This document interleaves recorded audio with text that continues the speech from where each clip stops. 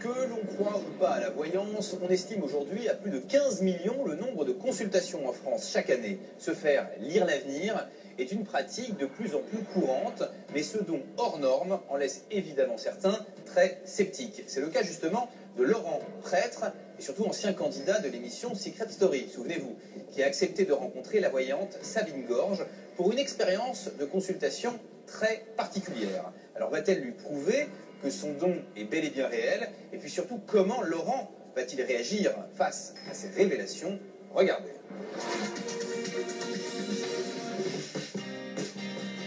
Laurent Laine, c'est le prêtre sulfureux révélé dans la saison 2 de Secret Story. C'est donc tout naturellement que nous lui avons donné rendez-vous devant l'église américaine de Paris. J'ai décidé de devenir prêtre à l'âge de 7 ans. Alors ça a été très long parce que je le suis devenu à l'âge de 39 ans. C'est un parcours assez long et assez compliqué.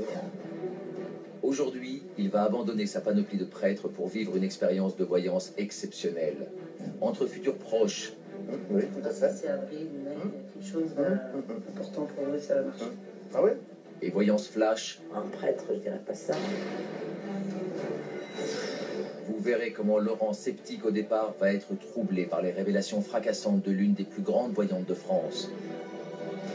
Et Michel, ça te dit quelque chose? Elle m'a dit un truc comme ça. Michel, c'est ma femme. C'était bluffant. Malheur, désespoir, paix ou sérénité, quel avenir pour l'ex-candidat de Secret Story? Nous retrouvons Laurent quelques minutes avant de plonger dans le monde des arts divinatoires. Cartésien mais joueur, le prêtre anglican n'est jamais contre vivre de nouvelles expériences.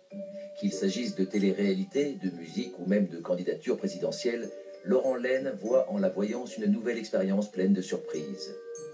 Je ne crois pas au phénomène de voyance, de surnaturel, etc. Ça ne m'attire pas, mais ça m'intéresse parce que ça intéresse des gens. Alors il est vrai qu'aujourd'hui, les gens vont beaucoup plus voir des voyantes qu'ils ne vont voir des prêtres, etc. Donc moi, ce qui m'intéresse, c'est un petit peu le phénomène sociologique, de savoir, eh bien, pourquoi les gens sont si friands de savoir ce qui va se passer demain.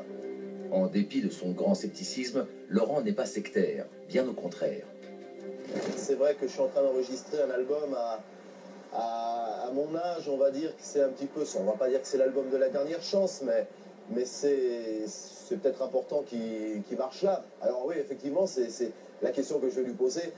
Peut-être pas est-ce que mon disque va marcher, mais est-ce qu'on a des possibilités à avancer à ce niveau-là. Et pour cette première expérience dans le monde des arts divinatoires, nous avons fait appel à Sabine Gorge, une pointure dans le monde de la voyance parisienne. Alors pour moi, la voyance, c'est une aide pour les gens.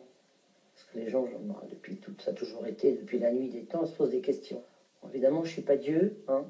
J'ai droit aussi à l'erreur, comme tout le monde, mais essayer de les aiguiller, les rassurer. Pour faire ses prédictions, Sabine s'appuie sur différents supports. Le traditionnel pendule, la cire de bougie sur une feuille, la mousse de café, sans oublier l'incontournable jeu de tarot. La voyante nous fait d'ailleurs une petite démonstration de ses talents. Alors, les prédictions pour 2012, on va avoir des surprises, des grosses surprises. Je crains pour le pape. Ça, c'est un événement qui va arriver dans les mois à venir. Le pape, je pense que bon, la crise, elle est bien là. Et elle est encore là aussi pour 2012. Crise de plus en plus au niveau emploi, au niveau financier, économie, enfin, l'horreur. Il va y avoir quand même beaucoup de licenciements, il va y avoir des grosses boîtes qui vont fermer, des tremblements de terre, il va y avoir, encore aux États-Unis, qu'aussi bien aussi en Asie. Voilà. La mer aussi qui monte. Certains côtés, elle se retirera, d'autres côtés, au contraire, inondera. Alors, la photo de Georges Pounet, ce que je vois, il a beaucoup de succès, il plaît énormément. Par contre, plan personnel, il est mieux avec un homme qu'avec une femme. Alors, sur William et Kate, c'est un beau couple, ça. Il y a un heureux événement cette année, il y aura un bébé. Pour moi, ce sera un petit garçon. Voilà. Et pour débuter cette expérience, nous avons décidé de lancer un défi à la voyante. Faire une consultation à l'aveugle avec pour seul support des objets personnels de Laurent. J'ai sélectionné donc 3 objets qui sont des objets personnels. Alors tout d'abord, eh bien, il y a une étole de prêtre, hein, donc qui reste assez sobre. Ensuite, il y a le texte d'une de mes chansons que l'on est en train d'enregistrer ici, ça s'appelle Le Doute, donc voilà, il n'y aurait plus de quoi douter. Et puis, il y a un badge de Secret Story qui rappelle mon expérience donc à la télévision. Voilà, ces 3 objets sont des objets personnels qui sont bien à moi, donc je pense qu'avec ça, le risque de capter les vibrations, il faudra... Alors, je vais les mettre dans le coffre tout de suite. Les objets sont déposés dans ce coffre. À partir de cet instant, plus personne ne l'ouvrira jusqu'au moment de la grande découverte chez la voyante. L'heure est venue de confronter le rationalisme de Laurent à la clairvoyance exceptionnelle de Sabine. Laurent obtiendra-t-il réponse à ses espoirs de réussite? Saura-t-il se défaire de son esprit cartésien pour s'ouvrir au monde de l'invisible? Comment vivra-t-il cette séance pleine de révélations? Laurent abandonnera-t-il définitivement son scepticisme? L'heure fatidique a sonné. Hein. Souvenez-vous, Laurent a sélectionné 3 objets personnels le définissant. Sabine ignore tout de l'identité de leur propriétaire. Elle ne sait pas non plus quels seront les objets avec lesquels elle devra travailler. Laurent entre dans la salle d'attente. Il est complètement isolé de la voyante. Ils n'ont aucun moyen de se rencontrer ou même de s'apercevoir avant la séance. Pour suivre les prédictions de Sabine, il dispose d'un casque et d'un retour son. Un joli coffre que je vais découvrir. Qu'y a-t-il là-dedans? Et que se passe-t-il? Sabine, qui n'a aucune idée de qui vient la voir, découvre le premier objet, l'étole de prêtre. Une étole très simple, taillée dans du lin, sans aucun signe religieux dessus. Quelque chose de très ancien. C'est très ancien, je dirais. Il y a quelque chose en même temps de religieux. La foi sur cette personne. Une recherche de quête personnelle. Et aussi bien où c'est les soins ou la prière. Je pense ça là-dessus. Sabine passe au deuxième objet à percevoir, le texte manuscrit d'une chanson de Laurent. Non, ça me fait penser comme pas un prêtre, je dirais pas ça.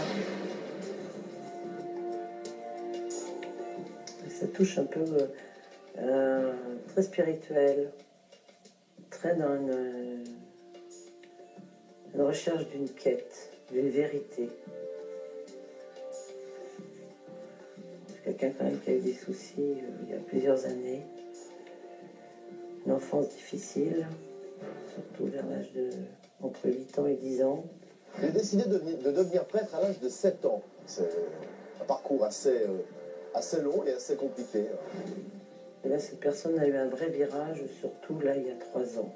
Et donc, je suis prêtre depuis 2008. Marqué par les personnes âgées aussi. Je fais beaucoup de spectacles dans les maisons de retraite pour les personnes âgées. D'ailleurs, un physique un peu particulier, il doit avoir. Très peu de cheveux, ou pas de cheveux du tout. Pas du tout de cheveux. Ouais. Rappelons que Sabine n'a jamais vu Laurent Laine et ignore tout de son identité. Quelque chose d'artistique aussi en même temps. D'ailleurs, il devrait... Il y a quelque chose qui va percer, là, qui va sortir, là, je pense, dans les... entre 3 et 6 mois. On parle de lui. Le troisième et dernier objet se cache dans une enveloppe. Il s'agit d'un badge pour les coulisses de l'émission Secret Story. Ça a dû être émouvant ce qu'il a fait, je sais pas.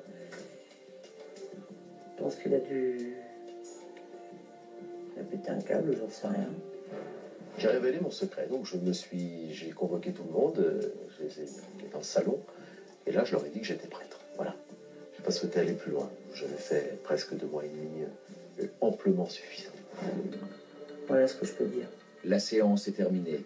Sabine va enfin pouvoir rencontrer pour la toute première fois celui qui se cache derrière ces objets. Bonjour. Bonjour Sabine. Ça va bien? Et vous? Oui, très bien. Voilà la boîte. Alors, La fameuse boîte au trésor, ouais. Ah oui, pas de cheveux, oui, effectivement. Pas de cheveux. Une bouille ronde un peu. On a pris toutes les précautions nécessaires. Elle ne savait pas qui j'étais, ni d'où je venais, ni qui était dans cette pièce-là. Elle a juste eu donc ces objets, ces fameux objets. Elle a décrit un personnage chauve, etc. Donc là, j'ai été quand même assez stupéfait. Pierre ou Stéphane, ça veut dire quelque chose? Ah bah les deux, parce que c'est marrant, parce que j'ai un frère qui s'appelle Pierre et son fils s'appelle Stéphane. Je les vois pas souvent, par contre. Voilà, mais non. Voir comme ça c'est ce qu'on appelle avoir un flash. Toc. Ouais, c'est... Pour vous, ça évoque quoi, Michel, le prénom Michel? Ah, c'est ma femme. En tant que prêtre anglican, Laurent est marié et père de famille. Face à cette nouvelle révélation, il ne peut s'empêcher d'être troublé. Alors là, ça, elle est encore plus cartésienne que moi. Alors là, et Michel, ça te dit quelque chose? Elle m'a dit un truc comme ça. Michel, c'est ma femme. Donc là, oui, effectivement. Et je lui ai d'ailleurs dit que quand je venais en chemin, quand je pensais à ça, je voyais ce moment où elle allait me sortir un prénom, et le prénom de ma femme, etc. Ça, c'était bluffant. Mais aussi un projet là qui doit se faire, oui. Oui, tout à fait. C'est avril ou mai, il y a quelque chose d'important pour vous et ça va marcher. Ah oui? Ah bon, ça c'est la bonne nouvelle. Alors. Voilà. Ah, c'est toujours ce qu'on a envie d'entendre. Hein, bon. Mais je pense que vous avez ramé quand même pas mal d'années. Ouais. Oui, c'est vrai. Alors effectivement, là, elle a vu avec le texte de la chanson, qui est une chanson que je suis en train d'enregistrer, donc c'est une chanson qui va être partie prenante de ce nouvel album, et elle a dit que c'était quelque chose qui allait sortir entre 3 et 6 mois, ce qui est vrai. Là, ça correspond à la réalité. Par contre, fragilité de votre dos. Ah oui, c'est vrai, j'ai mal au dos, là, oui, effectivement. Ah, et lombaire. Hein? Enthousiasmé par cette première expérience, Laurent accepte de se faire lire les lignes de la main. À quelle nouvelle révélation doit-on s'attendre? Sabine va-t-elle définitivement changer sa perception de la voyance? Allez, je vais vous deux mains. Les deux, comme ça ou comme ça? Non, comme ça. Voilà. Oh, on les détend. Voilà. Et bon. Donc, en fonction des événements, principe marquant, on doit les voir dans la ligne de la main. Bon, ben voilà, il y a ce qu'on appelle le rectangle magique dans la main. Ah, ça c'est joli. C'est des protections divines. D'accord. La lettre A, c'est qui? La lettre A. Ça peut être dans un nom de famille, prénom ou nom de famille. Peut-être quelqu'un. C'est pas forcément la première. C'est le A qui prédomine, mais c'est pas forcément. Ah, il peut y la avoir première. deux. Non, pas forcément, mais il peut y avoir deux A dans le même prénom d'ailleurs. Ça te dit rien? Il y a un éditeur qui s'appelle Chakara. Ah ben voilà, deux A. 3. Ou 3, ah ben, hyper important là le A. Donc c'est avec lui que vous travaillez, c'est ça. Ouais. Après cet album, il y en aura un deuxième qui va suivre. Ouais. Oui, il va y avoir du succès. Moi, je suis quelqu'un de très sceptique sur tous les arts divinatoires en règle générale. Bon, après, le ballon, c'est des bonnes nouvelles, donc tout va bien là. Selon Sabine, l'album de Laurent devrait donc connaître un grand succès dans les mois prochains. Une bonne nouvelle qu'il s'empresse de partager avec le fameux Chakara, son producteur. Bon, bah dis donc, hein. Quelle histoire! Quelle histoire, quelle histoire! Ah, elle nous a dit qu'on allait faire un carton, quoi, donc voilà.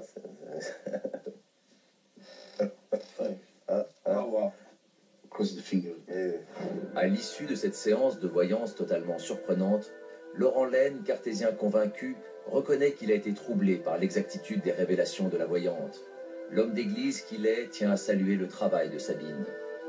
Et s'il y a beaucoup de gens, et de plus en plus de gens qui vont voir des voyants, et de moins en moins de personnes qui vont rencontrer un prêtre, c'est peut-être aussi que la religion n'a pas fait son boulot quand il fallait le faire. C'est-à-dire que les gens attendent qu'on les entende, qu'on les écoute, qu'on les apaise, et qu'on soit positif avec eux. Voilà. Donc je ne retournerai pas chez une voyante, non. Mais l'expérience est plutôt amusante et sympathique. Ouais. Hasard ou véritable don, que l'on croit ou non aux arts divinatoires, espérons toutefois pour Laurent que la voyante a vu juste.